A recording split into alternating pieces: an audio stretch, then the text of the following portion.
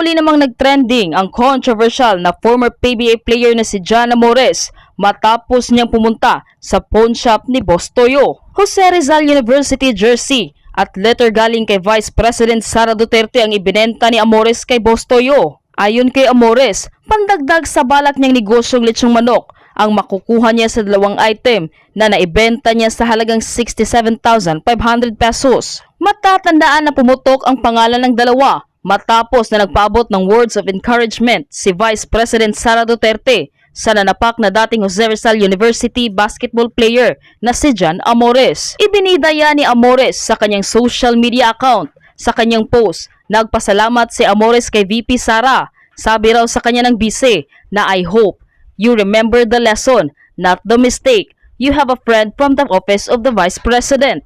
Ayon kay Amores, dahil sa mensaheng ito ni VP Sara, ay hindi umano siya mawawalan ng pag-asa. Sa muling paglutang ng dating PBA player sa publiko, pinabulaanan niya ang kumakalat noon na issue na siya'y di umano'y kabit ni Vice President Sara Duterte na binigyan pa di umano siya ng resort at gasolinahan. Sinabi niyang hindi umano ito totoo at sinisiraan lamang ng ilan ang pangalan ng ikalawang pangulo ng bansa. Pero sa kumakalat ngayon na video na ibinahagi ni Mr. Romel Orcolio, pinaninindigan niya na totoo umano ang relasyon ni VP Sara Duterte at ng dating PBA player na si John Amores at ito ang kanyang matinding revelasyon.